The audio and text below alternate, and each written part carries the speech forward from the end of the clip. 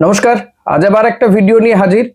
আজকের ভিডিওতে এমন কিছু তথ্য রাখবো যা শুনলে আপনারা চমকে যাবেন। তাই বলবো ভিডিওটা একটু বড় হতে পারে, বড় হলেও ভিডিওটা পুরো দেখবেন। হ্যাঁ, সাম্প্রতিক যে ভোটের আবহ রাজ্য জুড়ে নির্বাচনী প্রচারে সরগরম, দিনক্ষণ ইতিমধ্যে ঘোষণা হয়ে গেছে, কিন্তু সেই ভোটে কি হবে, কি হতে চলেছে বা কি হতে পারে সেটা নিয়ে আমার আজকের এই ভিডিও।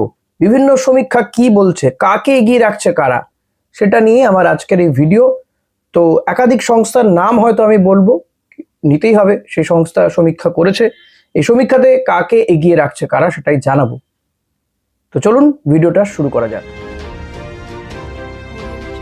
এখনো পর্যন্ত যে কটা সমীক্ষা আমি দেখেছি তাতে করে কিন্তু এই গত কয়েক বছরে আমাদের রাজ্যে যে নির্বাচনের ট্রেন্ড তাতে খুব একটা বদল হওয়ার সম্ভাবনা নেই বললেই চলে। তো কয়েক বছরে কি ট্রেন্ড সেটা আপনাদেরকে একটু জানাই।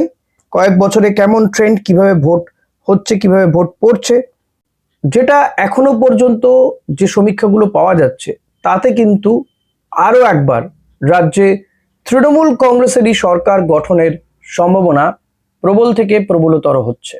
আমি জানি না এই সমীক্ষা যে সবসময় মেলে এমনটা নয়, বিধিবদ্ধ সতর্কীকরণ এটাই।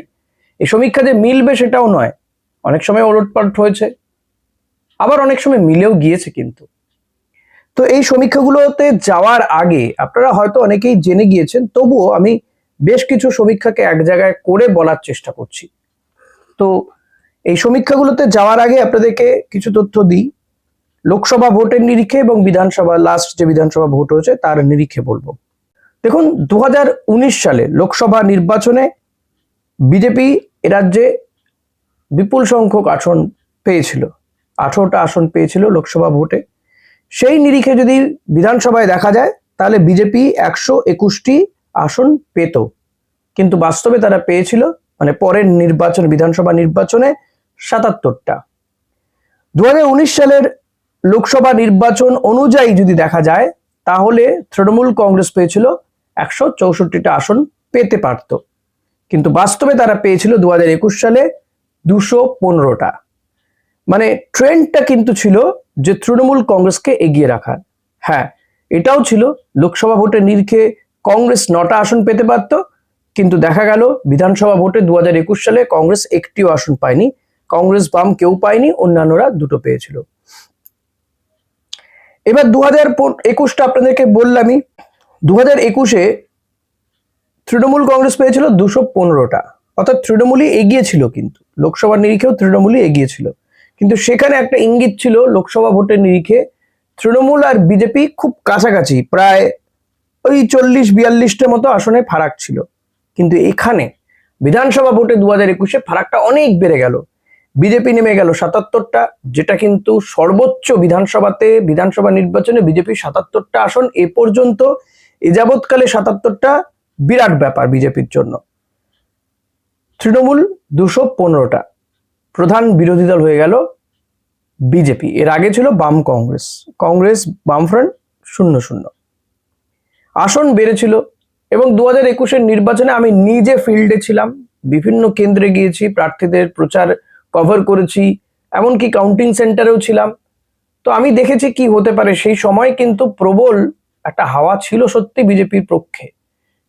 সেই সময় অমিত শাহ বলেছিল এইচ বার 200 পার, 200 পার তো দূর, 100 পার হয়নি। প্রশান্ত কিশোর বলেছিল 100 পেরোতে পারবে না, 100 পার হয়নি, 77টা আসন পেয়েছিল। 2024-এ সদ্যই বছর দুয়েক আগে যে লোকসভা নির্বাচন হয়েছে তাতে তৃণমূল কংগ্রেসের আসন বেড়েছে, বিজেপির আসন কমে গিয়েছে, 18 থেকে 12তে নেমে গেছে। এবং সেই নিরিখে যদি দেখা যায় তাহলেও কিন্তু বিধানসভা ভোটে বিজেপির আসন বাড়ার কথা। 2024-এর নিরিখে যদি দেখা যায় বিজেপি 90টি আসন পেতে পারে, তৃণমূল কংগ্রেস 192টি আসন পেতে পারে। কমে যাচ্ছে তৃণমূলের আসন, 215 থেকে 192তে কমে যাচ্ছে। কংগ্রেস পেতে পারে 11টি, বামফ্রন্ট একটি আসন পেতে পারে। 2024-এ যা বলছে, 2024-এর লোকসভার নিরিখে যদি হয় তাহলে বিধানসভা অনুযায়ী 192টা পেতে পারে তৃণমূল কংগ্রেস, বিজেপি পেতে পারত 90টা, কংগ্রেস 11টা, বামফ্রন্ট 9টা। বুঝতে পারছেন, প্রত্যেকেই তৃণমূল কংগ্রেসকে কিন্তু এগিয়ে রাখছে, বাট মানে প্রতিটা নির্বাচনে তৃণমূল কংগ্রেসের ভোট পার্সেন্টেজ কোথাও কমেছে কোথাও বেড়েছে। লোকসভার নিরিখে তৃণমূল কংগ্রেসের যদি আমরা দেখি 2019-এর তুলনায় 2024-এ তুলনায় বিধানসভা ওয়ারি আসন বাড়ছে, আবার বিধানসভা ভোট নিরিখে দেখতে গেলে 2021-এর তুলনায় 2019-এ কমে যাচ্ছে। তবে অ্যাডভান্টেজ তৃণমূল কংগ্রেস। এবার ম্যাট্রিজ IANS এর সমীক্ষা, লাস্ট তারা যে সমীক্ষা করেছিল, যেটা এবিপি আনন্দতে দেখানো হয়েছিল, তাতে তৃণমূল কংগ্রেসকে দেওয়া হয়েছে 155 থেকে 170টা আসন, বিজেপি 100 থেকে 115টা, অন্যান্যরা 5 থেকে 7টা। এটা বলছে ওই ম্যাট্রিজ IANS এর সমীক্ষা। এবং ভোট ভাইব তাদের যে সমীক্ষা, সেখানে কি দেখা যাচ্ছে, সেখানে যদি দেখা যায় যে বাংলার মুখ্যমন্ত্রী হিসেবে কাকে এগিয়ে রাখা হচ্ছে, মমতা বন্দ্যোপাধ্যায় 48.5%, শুভেন্দু অধিকারী 3.41%, মানে মমতার পরে কিন্তু শুভেন্দু অধিকারী আছেন, বিরোধী দলনেতা তিনি। অধীর চৌধুরী বলছেন 3.7% মানুষ, মোহাম্মদ সেলিম বলছেন 4.3% মানুষ। ভোট ভাইব এবং নিউজ 18-এর যে সমীক্ষা। আচ্ছা, তাদেরই যে সামগ্রিক আসন কে কটা পেতে পারে, সেক্ষেত্রে তারা বলছে ভোট ভাইব তৃণমূল কংগ্রেস পেতে পারে 184টা আসন, 184 থেকে 194, বিজেপি 98 থেকে 108টা, বিজেপিরও আসন বাড়ছে বাট ম্যাজিক ফিগার পাচ্ছে না। তৃণমূল কংগ্রেসের আসন কমছে কিন্তু ম্যাজিক ফিগার পার করে যাচ্ছে, অন্যান্যরা 1 থেকে 3টে আসন পেতে পারে বলছে তারা। হয়ে গেল, রাজ্যে নির্বাচনের দিনক্ষণ ঘোষণা হয়ে গেছে, আপনারা জানেন 23শে এপ্রিল এবং 29শে এপ্রিল রাজ্যে 2 দফায় ভোট। তো ভোটের দিনক্ষণ ঘোষণা হয়ে গিয়েছে ইতিমধ্যে। এবার এই ভোটের দিনক্ষণ ঘোষণা হয়ে যাওয়ার পরে পরে যেটা হচ্ছে, প্রচারে ঝড় উঠছে। আসল ফল কি হবে সেটা তো জানা যাবে 4 তারিখে, কিন্তু তার আগে এই সমীক্ষাগুলো বেরিয়ে আসছে। উই প্রেসিড তারা বলছে তৃণমূল কংগ্রেস পেতে পারে 206টা থেকে 218টা আসন, বিজেপি পেতে পারে 75 থেকে 85টা আসন, অর্থাৎ বিজেপির আসন কমে যেতে পারে, 10টা বাড়তেও পারে। এটা বলছে উই প্রেসিড এর সমীক্ষা। বেশ, আর কারা কি বলছে একটু দেখে নি, আপনাদেরকে দেখাবো। সত্তা বাজার বলছে যে তৃণমূল কংগ্রেস পেতে পারে 182 থেকে 185টা, আর বিজেপি পেতে পারে 106 থেকে মানে 102 থেকে 104টার মতো, বাকি কিছু অন্যান্যরা পেতে পারে। এক্ষেত্রে সত্তা বাজার বলছে বিজেপি 101 থেকে 104টে, অন্যান্যরা বলছে 3 থেকে 11টা অন্যান্যরা পেতে পারে। বাবা, অন্যান্যদের ক্ষেত্রে অনেকটাই দিয়েছে, বাট তৃণমূল কংগ্রেস তারাই কিন্তু লিড করছে 182 থেকে 85টা। এবার দৃষ্টিভঙ্গি বলে একটি পোর্টাল আছে, তারা যে সমীক্ষা করেছে তাতে তৃণমূলকে 223টা আসন দিয়েছে, বিজেপিকে 69টা, অন্যান্যরা বলছে 2টো। অর্থাৎ তৃণমূল কংগ্রেসের আসন বাড়বে, বিজেপির আসন সেই তুলনায় বিরাট ধাক্কা খাচ্ছে, কমে যাচ্ছে। আচ্ছা, আর একটা সমীক্ষা কি বলছে, এই সমীক্ষাটা হচ্ছে এটাও নিউজ 18-এ দেখিয়েছে, কিন্তু নিউজ 18-এ অন্য সমীক্ষককে দিয়ে, ওই ভোট ভাইব বা ভোট ট্র্যাকার এদেরকে দিয়ে করানো। এরা বলছে যে তৃণমূল কংগ্রেস 184 থেকে 195, বিজেপি 98 থেকে 108টা, আদার্স। এটা ওদের ইংলিশ চ্যানেলে দেখিয়েছে এই সমীক্ষাটা। এবং এক্ষেত্রে মমতা বন্দ্যোপাধ্যায়কে, who will be the next CM of West Bengal, 49% Mamata বন্দ্যোপাধ্যায়কে এগিয়ে রাখছে, শুভেন্দু অধিকারীকে 33%, মোহাম্মদ সেলিম 4%, অধীর চৌধুরী 4%। তাহলে বোঝা যাচ্ছে যে প্রত্যেকটা সমীক্ষাই কিন্তু তৃণমূল কংগ্রেস মমতা বন্দ্যোপাধ্যায়কে এগিয়ে রাখছে।